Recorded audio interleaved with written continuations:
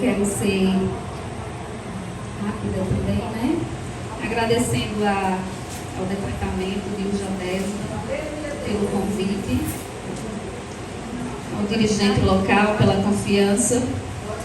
Irmã Eliane, obrigada. O Senhor continue vos abençoando. Irmãos, eu não sou pregadora. Quando alguém diz, manda aí uma foto, irmã, para eu fazer o cartaz da pregadora. Primeiro problema, foto. Nem sou pregadora e nem tenho foto que preste, viu, irmãos? Não sou pregadora, não. Minhas fotos é só em beira de rio, no meio do mato, no pé de manga. É só isso que eu tenho, viu? Quando vocês me pedirem foto, não tem foto arrumada, não. É aquilo e aquilo mesmo. Não tem arrumação comigo, não tem jeito. Eu sou do mato e eu sou matuta. Mas Jesus me escolheu, mesmo sendo do mato e mesmo sendo matuta. Eu não vejo nada, mas se Jesus vê, quem sou eu para dizer a Ele que não, né? Então aqui estou, apenas pela misericórdia de Deus. Não sou pregadora não, irmãos. Mas eu quero compartilhar com vocês uma mensagem bastante conhecida da igreja, que se encontra no primeiro livro de Samuel, capítulo 3. Eu vou me justificar assim, eu tomo uma medicação que resseca a minha garganta, então toda hora eu vou ter que molhar minha garganta. Primeiro livro de Samuel, capítulo 3.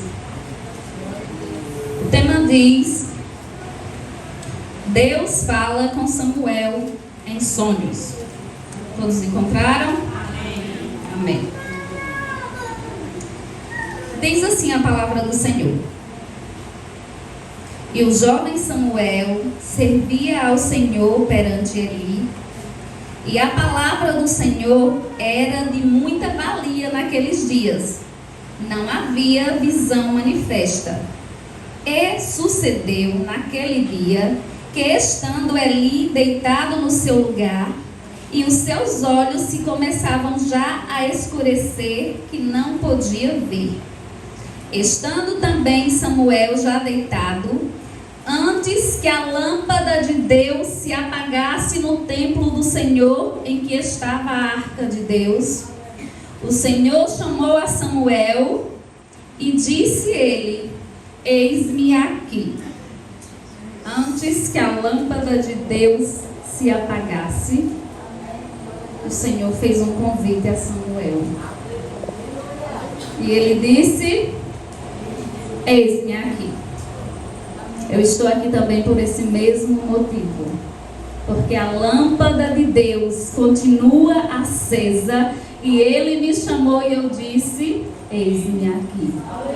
Se você está aqui também é porque eu acredito que a lâmpada de Deus não se apagou para você também.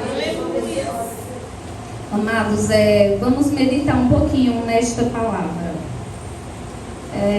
Quando o Senhor tirou os seus filhos do Egito, o Senhor, através de Moisés, deu instruções àquele povo de como eles deveriam se relacionar com o Senhor. E nós sabemos que naquela época, somente o sacerdote, ele falava com Deus. As outras pessoas aguardavam para saber o que o Senhor iria lhes dizer. E eu quero fazer assim, abrir um parêntese aqui, para falar sobre a lâmpada. Naquela época, quando Arão fazia o sacrifício, como ele era sacerdote, ele era o responsável. Arão e seus filhos eram os responsáveis por manter a lâmpada de Deus acesa. Os filhos de Israel traziam o azeite puro, e observe que Deus trabalha com pureza. Ele é puro, Ele é santo, e logo o que nós oferecemos para Ele deve ser puro e santo, para que Ele receba. O Senhor não aceitava naquela época misturas, assim como não aceita nos dias de hoje. Há muita gente achando que é de qualquer forma que se apresenta a Deus. Mas quando você mergulha profundo nas Escrituras, só existe uma forma do homem se relacionar com Deus. É com sinceridade. Não adianta fingir, tentar maquiar e achar que de qualquer forma eu estou agradando a Deus. Porque o Senhor, Ele não aceita as coisas de qualquer maneira. Na antiga aliança havia uma forma de se oferecer o culto a Deus e nada mudou. Deus continua sendo santo, as coisas dele devem ser santas, o que você faz para ele tem que ser de maneira irrepreensível, porque senão o Senhor não recebe. Amados, eu não vim dar cajadada em ninguém, mas eu não posso deixar de ser fiel à palavra que o Senhor colocou no meu coração. Mas eu não tenho dúvida de que você vai sair daqui abençoado com esta palavra. Então, irmãos, o candelabro ou o candeeiro, depende da forma, para trazer melhor, traduzindo melhor, o candelabro de ouro, ele continha 7 lâmpadas, 3 hastes para cá, uma no meio e mais 3 para cá. Então o Senhor disse para Moisés que dissesse a Arão e aos filhos de Arão que nunca, jamais apagasse a lâmpada. Por que a lâmpada tinha que estar acesa? Porque dentro da tenda era muito escuro, tá? Visto que não batia luz de fora, luz do sol. Naquele tempo, com certeza, não tinha energia elétrica. A forma de se iluminar essa tenda era através deste candelabro de ouro. E a forma de manter o candelabro aceso era com fogo, com chama. Naquela época, a chama representava a presença de Deus.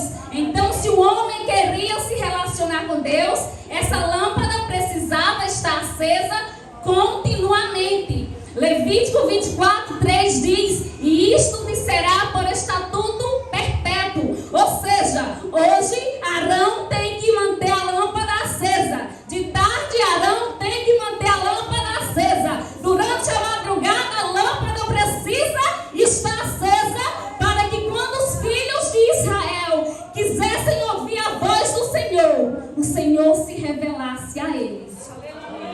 Então, irmãos, não tem como se relacionar com Deus com lâmpada apagada. Então, quando o Senhor aparece aqui a Samuel, é dentro deste contexto. O que está acontecendo lá em Siló?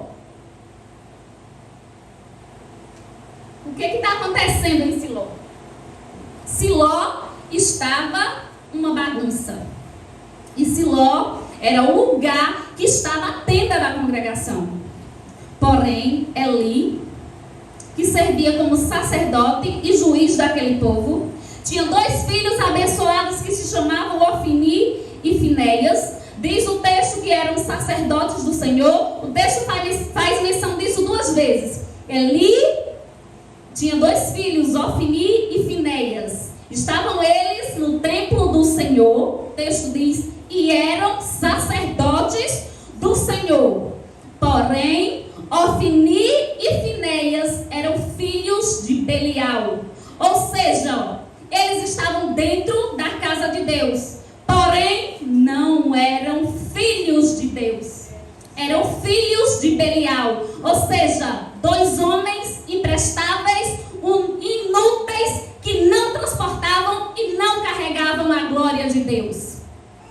Perceba que quando o sacerdote, a pessoa mais importante, não transmite a presença de Deus, o povo cai em grande miséria e desgraça espiritual. Porque não há mais motivo de alegria para ir à casa do Senhor. Como é que eu vou à casa do Senhor se lá está uma bagunça?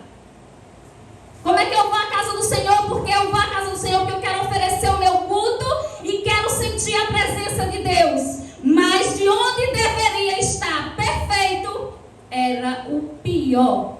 Os filhos de Eli eram os piores e eram sacerdotes do Senhor. Quando o Senhor escolhe antes a linhagem de Eli, o Senhor prometeu para ele que ele e os seus descendentes seriam perpetuamente, ou seja, para sempre, haveria na casa do Senhor linhagem de Eli, os filhos de Eli, os seus filhos e as próximas gerações, todos eles seriam sacerdotes. Só que o que acontece aqui? Eu acho interessante porque o texto, a palavra de Deus, ela não nos deixa dúvida. Ela diz que Eli não era mau, ele era um bom juiz. Ele resolvia o problema do povo da porta para fora. Só que o problema de Eli era interno, aqui dentro. Sabe aquelas coisas mal resolvidas? Precisam se ajustar, porque Deus vê todas as coisas. Lá fora era bom para o povo. Quando tinha um problema, quando havia uma confusão, ele chegava, apaziguava a situação. Só que ele era um péssimo pai. Por que um péssimo pai? Porque quem ama, corrige. Não existe esse amor de passar a mãozinha na cabeça e dizer tá tudo bem, tá tudo certo, e o filho todo torto, e você só vendo os defeitos dos filhos dos outros, só vê o meu defeito, mas dentro de casa, uma bagunça. E Deus é tão maravilhoso que em meio a esta bagunça, existia um casal sincero, fiel, nas montanhas de Ramá, chamado Ana e Elcana. E anualmente eles subiam até Siló para adorar ao Senhor. E Deus, que não faz nada por acaso, Ele faz pensando no antes, no agora e no depois. A gente tem pressa, Deus tem perfeição. Aleluia! Existe em Ramá uma mulher chamada Ana, estéril. Ela não podia ter filhos a propósito. Não era o problema de saúde que nasceu com alguma dificuldade. O Senhor havia cerrado a madre de Ana. Deus estava dizendo, ainda não é hora, mas vai gerar. Aleluia! Ainda não é hora. Ana chorava e Deus dizia, mas vai gerar. Porque no momento certo, o Senhor abriu a madre de Ana. Então perceba, irmãos, que às vezes a gente quer atropelar as coisas no meio de uma dificuldade. A gente quer que o Senhor faça logo, tem que ser agora. Eu quero para ontem, senão eu morro, Deus. E o Senhor sabe até onde vai a tua força. O Senhor sabe até onde você é capaz de resistir. Aleluia! E Ana subia todo ano para adorar o Senhor em Siló. Será que Ana não ouvia a confusão que estava na casa de Deus? O texto não diz. Mas observe que isso não foi motivo para Ana parar de adorar. Porque Ana não adorava o sacerdote. Ana não adorava quem cantava bonito. Ana não adorava quem tinha uma palavra doce como mel. Ana não adorava quem pregava lindo. Ana não adorava quem profetizava no meio do arraial. Ana não adorava quem carregava a arca da aliança. Ana não adorava quem acendia o altar. Ana adorava ao dono de todas as coisas, independente da situação. Ana estava adorando. Ana estava adorando. Mas Ana, tu é besta, lá na igreja está uma bagunça. Eu vou adorar. Aleluia! Mas Ana, tu ouviu não falar o que disseram do filho do pastor? Eu vou adorar. Ana, tu não ouviu o que falaram da mulher do pastor? Eu vou adorar. Tu não ouviu não o que o marido da irmã está fazendo, a dirigente do conjunto? Eu vou adorar. Aleluia, Jesus! Eu vou adorar. Aleluia! E Deus é especialista em reverter situações que aos nossos olhos acho a história... Eu fico encantada, porque eu gosto de mergulhar profundamente na história. E quando eu mergulho na história de Ana, o Senhor me mostra assim, olha aí. Você consegue, Edileia, ser como Ana? Ana adorou ao Senhor. Todo ano. Penina humilhava. A Bíblia diz que Penina tentava entristecer Ana para Ana desistir. Eu imagino que ela dizia assim: eu tenho 2 filhos, Ana, e você não tem nenhum. Aí Ana, mas eu vou adorar. Aleluia. Ano que vem, Penina tinha 3 filhos e Ana nenhum. Mas eu vou adorar. Próximo ano, Penina tinha 4 filhos e Ana nenhum. Mas Ana foi adorar. Eu digo, irmãos, que Penina tinha mais de 4 filhos porque o texto nos diz que quando Elcana dividia as porções para se oferecer ao Senhor, ele dava porções a Ana, a Penina e aos seus filhos e às suas filhas. Então, filhos tem que ser mais de um e filhas tem que ser mais de um. Então, pela ruim de matemática que eu sou, sugiro aí que ele pudesse ter pelo menos 4 filhos, enquanto Ana não tinha nenhum.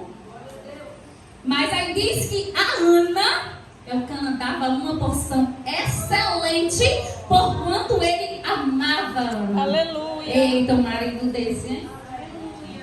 E aí ele disse: por que choras, Ana? Por que não comes? Não sou eu melhor do que 10 filhos? Oh, irmão, ele não entendia a dor de Ana. Ana queria tanto ter um filho, porque naquele filho o Senhor estava mudando a história e o futuro de uma nação. Então eu quero dizer para você que os seus sonhos, quando são os sonhos de Deus, quando são alinhados aos sonhos de Deus, é para mudar a história de alguém. Quando você sonha sonhos que são apenas seus, às vezes eles nem acontecem. Agora, quando os teus sonhos, eles estão alinhados com o propósito de Deus, pode passar o tempo que for. Você pode ouvir quantas palavras quiserem lhe dizer que você não vai conseguir, mas você continua adorando. E na hora certa, o teu milagre chega. Aleluia. Porque nunca é tarde para Deus fazer um milagre. Glória a Deus. E vejamos, amados, que Ana chora amargamente nos pés do Senhor. E diz assim: ah, Senhor, se tu se lembrares de mim e me der um filho homem. Ana sabia com exatidão o que queria. Se tu me der um filho homem, nunca passará navalha sobre a cabeça dele, e eu te entregarei para que ele te sirva todos os dias enquanto viver. Olha que oração sincera e profunda. Irmãos, imagine que o sonho daquela mulher era ter um filho, era gerar. Ela não gerava. E quando Deus dá a ela aquele bebê, ela amamenta com todo amor, cuida. E o que mais me comove é que ela cumpre o seu voto. Você não é obrigado a votar, você não é obrigado. Mas se você fizer um voto, você tem que cumprir. Olha que alegria em Ana poder gerar, poder ter um filho, amamentar. Agora a Penina não ia mais dizer: você não tem filhos. Quando iam a Siló, Ana agora tinha um filho. Chegou o dia de ir a Siló, eles iam uma vez por ano. E quando chega aquela data, Ana diz: hoje eu não vou. Diz para Elcana: eu não vou. Eu vou amamentar o bebê. E quando desmamar, eu irei entregá-lo ao Senhor. Eu vou cumprir o meu voto. E assim Ana fez. Quando chega no templo, na tenda, Ana diz: Eli, tá lembrado daquela mulher chorona que você achou que estava embriagada? Eu vim me entregar por este menino, orava eu, e o Senhor me concedeu. Eu estou aqui para cumprir o meu voto.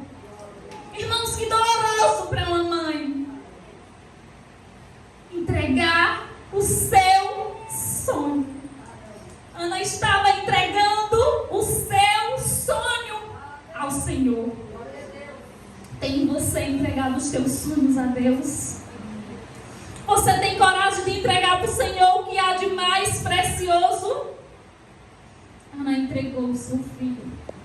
E aqui começa uma nova história para a nação de Israel. Aleluia. Diz a palavra de Deus que Eli cuidava do menino. Eli cuidava do menino. Eu imagino que agora ele dizia: Ofni, Finéias, deu errado. Mas este menino tem que dar certo. Eu não acho que Eli era mau. Ele foi um péssimo pai, mas ele não foi um péssimo juiz. E a prova que ele não foi tão mau, pelos frutos de Samuel. Ele era o mentor de Samuel. Era o coach do momento. A mentoria de Samuel era através de Eli. Ela dizia: chega aqui, eu vou lhe ensinar a crescer na presença de Deus. Aleluia. Então o sonho daquela mulher transformou a história da nação de Israel. Porque Ofni e Finéias eram tão perversos, tão terríveis e miseráveis, que eles prostituíam na porta do templo. Hoje ainda é escondido, mas naquele tempo era na porta do templo. Você pode imaginar a situação que se encontrava a casa de Deus? Será mesmo que aquela instrução que Deus disse, mantenha a lâmpada acesa, será mesmo que Deus iria deixar se apagar? Não, irmãos. Deus não deixa a lâmpada dele se apagar. Sabe por quê, irmãos? Porque para Ofni e Finéias era apenas um candelabro. Era apenas uma peça de ouro qualquer. Mas para Deus era a presença dele que estava se apagando no meio daquele povo. E Deus sempre quer se relacionar com o homem. Então, antes que a lâmpada de Deus se apagasse neste momento, é que eu entro na história e na mensagem. Antes que esta lâmpada se apagassem, o Senhor aparece a Samuel. É dentro deste momento. Então, quando Deus aparece a Samuel, Samuel não pergunta nada. Eu imagino que Samuel sabia que a qualquer momento Deus iria o chamar. E quando Deus aparece a ele antes que a lâmpada se apagasse, não vai se apagar. Antes que a lâmpada se apague, o Senhor te chamou. Aleluia. Antes que a lâmpada se apagasse, Ele te escolheu. Antes que a lâmpada se apagasse, Ele te renova. Antes que a lâmpada da esperança se acabasse, Ele segura na tua mão e diz: não desista, porque vai dar certo. A lâmpada de Deus não pode e não vai jamais se apagar. Enquanto aqueles dois foram displicentes com a obra, eles fizeram da arca do Senhor um amuleto de sorte. É tanto que o povo de Israel estava tão Está no meio da guerra, no meio da luta, traz a arca. A arca era a presença. Traz a presença, que com a presença a gente ganha a luta. Traz a presença, porque é através da presença que a gente vence as batalhas. E o povo de Israel estava acostumado com aquilo. Colocava a arca lá no meio e eles venciam a guerra. Só que algo deu errado. O Senhor leva um profeta a Eli e diz: eu disse que a tua casa iria me servir perpetuamente. Longe de mim fazer tal coisa. Longe de mim. Irão morrer os teus 2 filhos no mesmo dia. E isto te será por sinal. Ou seja, Eli, para que você saiba que nunca mais, eu não quero mais nem saber da tua raça, da tua descendência. Eu já escolhi Samuel antes que a lâmpada se apague. Já está surgindo alguém que vai dar continuidade à história de adoração sincera. Porque vocês não quiseram adorar da forma que deveriam adorar. Eu estou colocando Samuel, que não tinha linhagem. Eu estou trazendo esse menino e vou fazer dele um grande profeta. Aleluia. Glória a Deus. O povo de Israel, parece até um povo que a gente conhece. Uma hora adora a Deus, outra hora filhos de Belial. O povo vivia no meio dessa bagunça. Amados, eu não vim aqui dizer que a sua vida está uma bagunça, mas eu vim dizer que a lâmpada de Deus permanece acesa. Aleluia. Glória a Deus. Não se apagou. Glória a Deus. Não se apagou. Aleluia. Continua acesa. Aleluia. Glória a Deus. E a palavra do Senhor diz que Samuel recebe uma mensagem dura, difícil de engolir. Quando o Senhor diz a ele: agora você vai dizer para ele que acabou. Acabou. Só foi até aqui. Irmãos, como é que você vai se revoltar? É rebelião.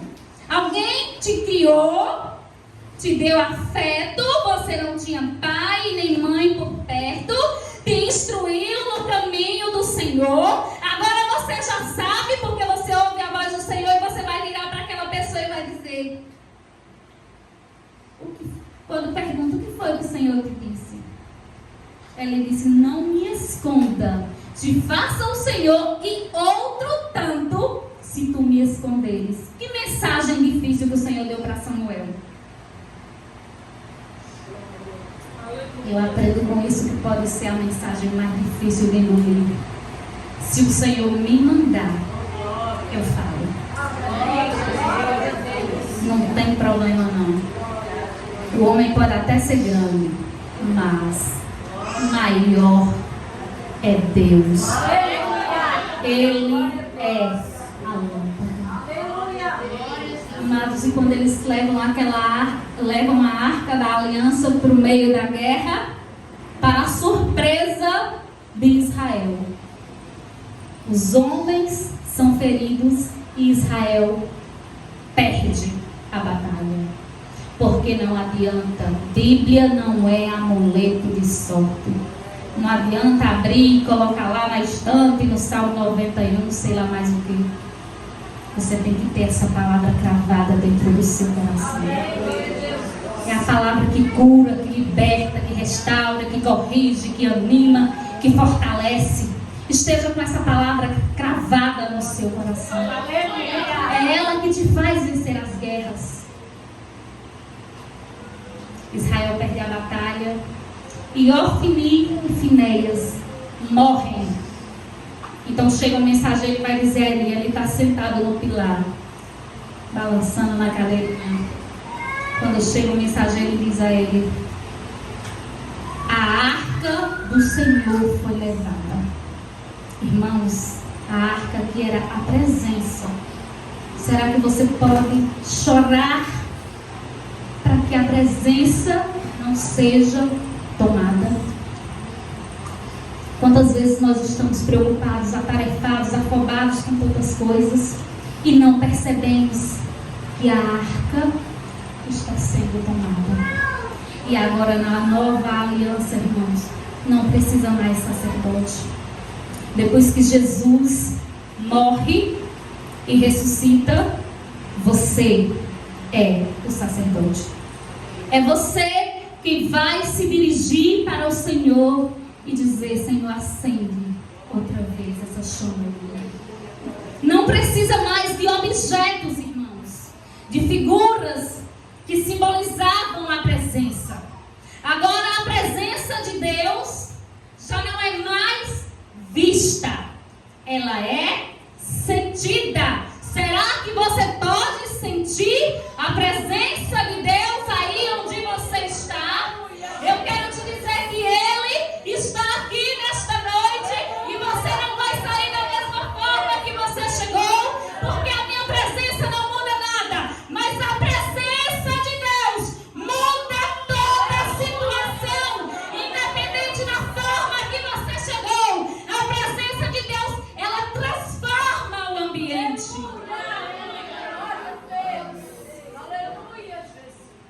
Será que você está preocupado, irmãos, em não perder a presença? Independente da situação, clame pela presença. Não deixe a lâmpada se apagar jamais. Não perca esse contato, essa ligação, esse vínculo, para que a presença nunca se apague. A chama arderá continuamente sobre o altar e não se apagará. Não precisa mais de azeite da oliveira. Jesus já desceu e o seu sangue, que nos purifica, nos limpa de todo o pecado, já nos deu acesso ao Pai. E agora eu posso me apresentar ao Senhor.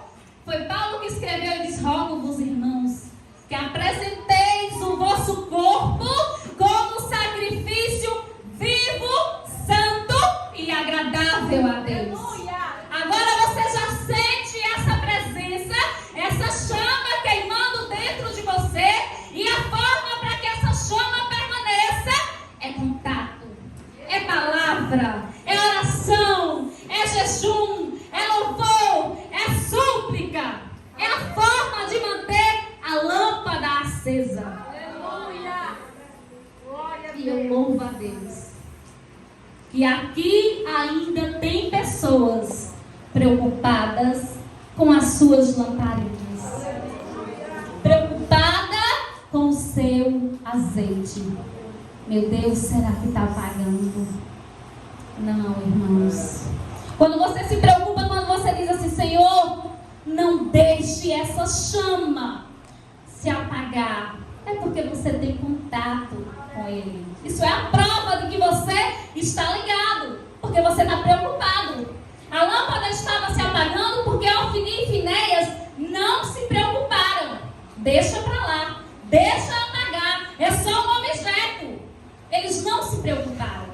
Mas quando você se preocupa, você diz: eu vou mudar isso, porque eu preciso dessa presença todos os dias da minha vida.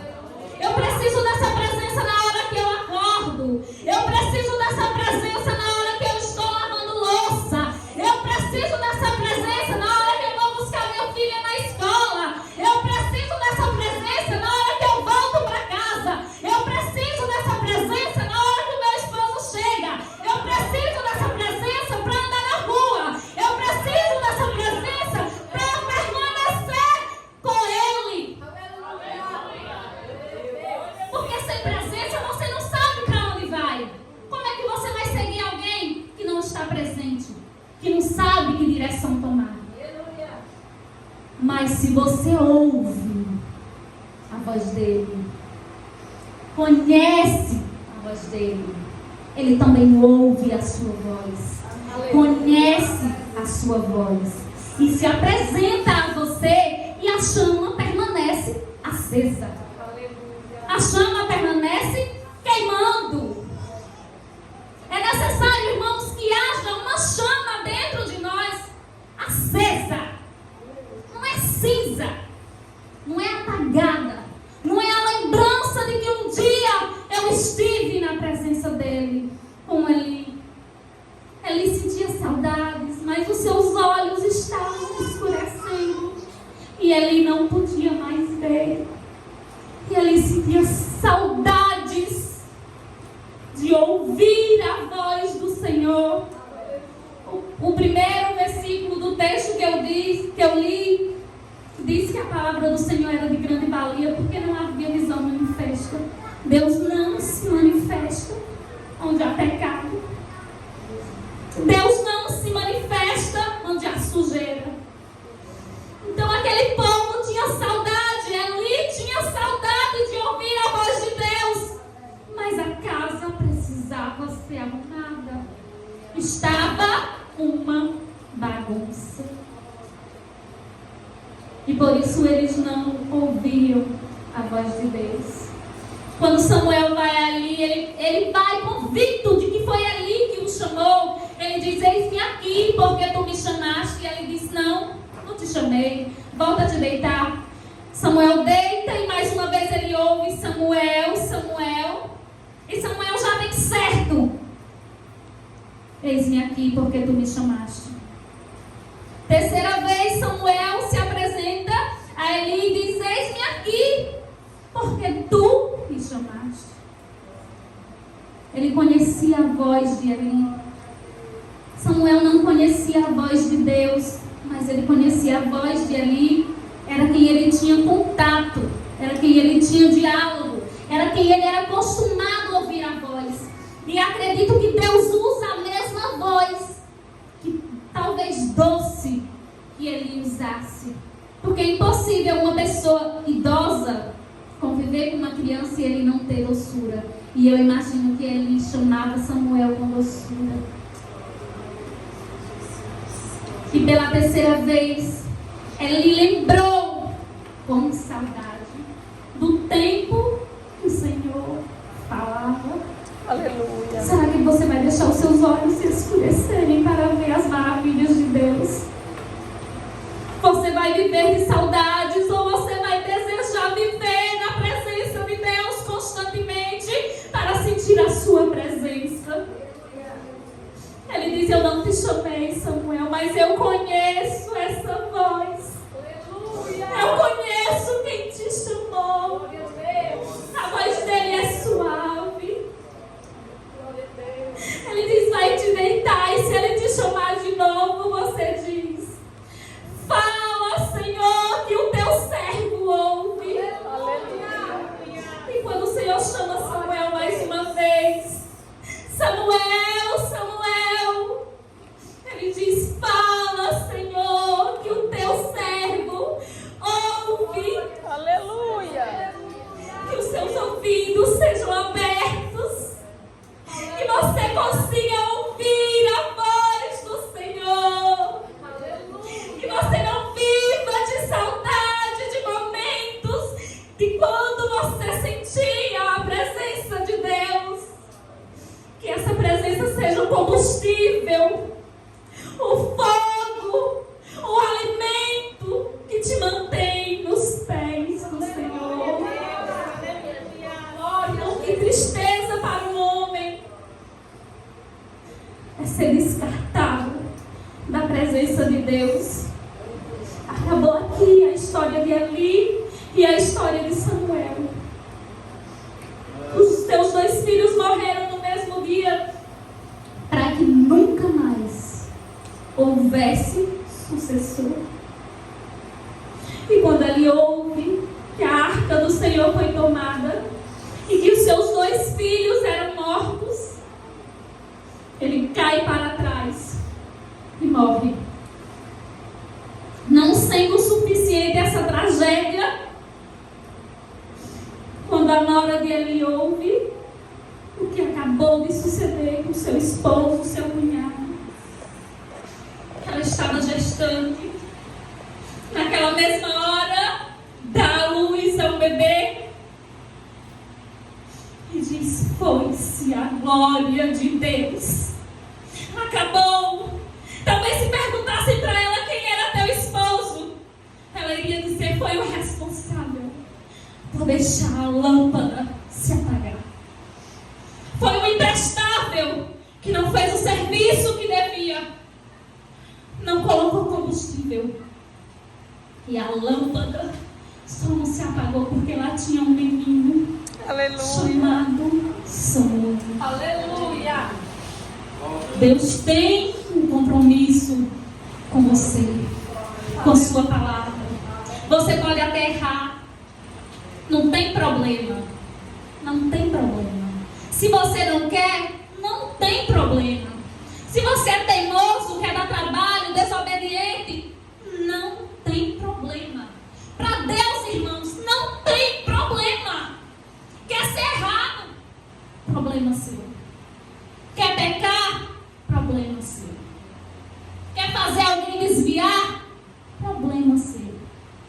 Para Deus, não tem problema.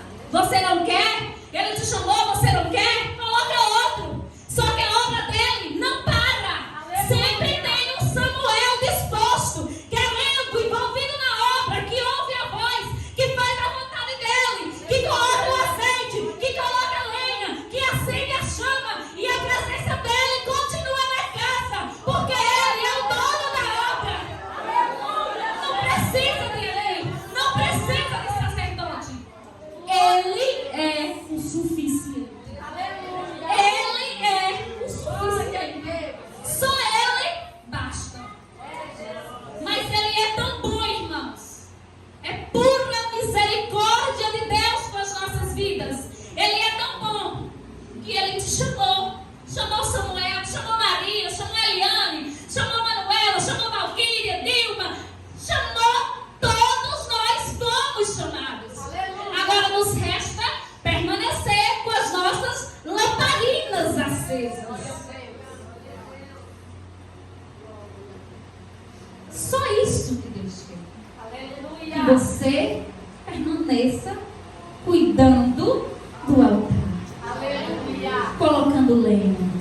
Vendo se tem alguma coisa fora. Se precisa ajustar. É só isso que Ele quer. E a chama vai continuar ardendo.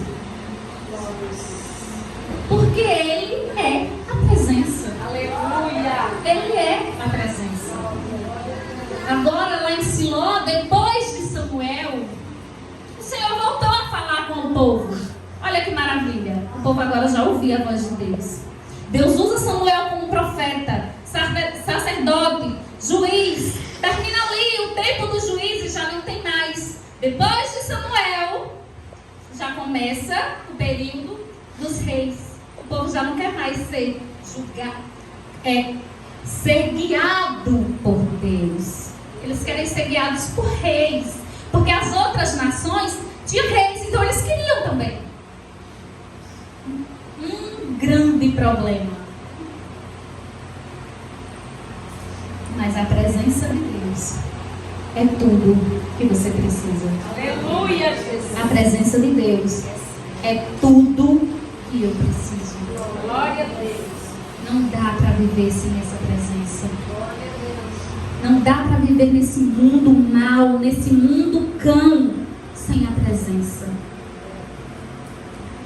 São tantas pedradas, são tantas guerras, são tantos desafios, que não dá para viver sem Jesus. Não dá para viver longe, não dá para viver de saudosismo, mas dá para viver com Jesus, dá para viver com presença, dá para viver com palavra, dá para viver pertinho dele, porque se a gente cair, ele nos levanta. Quando a minha força se acaba, ele segura nas minhas mãos e diz: eu estou contigo. Quando a tua força está se acabando, ele diz: eu te sustento com a destra da minha brilhando. Glória a Deus. Porque Ele gosta de se relacionar com o homem. E só para finalizar, irmãos, eu quero dizer o seguinte: você quer ter clareza espiritual? Quer manter suas lâmpadas acesas? Não coloque coisas más e nem vãs diante dos seus olhos. Seja luz no meio da escuridão. Deixa que a luz de Cristo que brilha em você resplandeça na escuridão. Faça a diferença. Seja alguém que sente desejo e prazer em transportar esta presença. Eles estavam perdendo a presença porque achavam que era de todo jeito. E Deus mostrou que não era. Mas se você quer fazer diferente, ande com essa presença. O salmista Davi diz: lâmpada para os meus pés é a tua palavra, luz para o meu caminho. Quem tem presença, irmãos, os seus passos são firmes, porque a presença e a luz vai guiando e ele sabe onde está pisando, porque tem presença. E a presença dele faz com que a gente resplandeça. Aleluia. Os ímpios vão se afundando na escuridão moral e espiritual, mas a vereda dos justos é como luz da aurora que vai brilhando mais e mais até se tornar dia perfeito.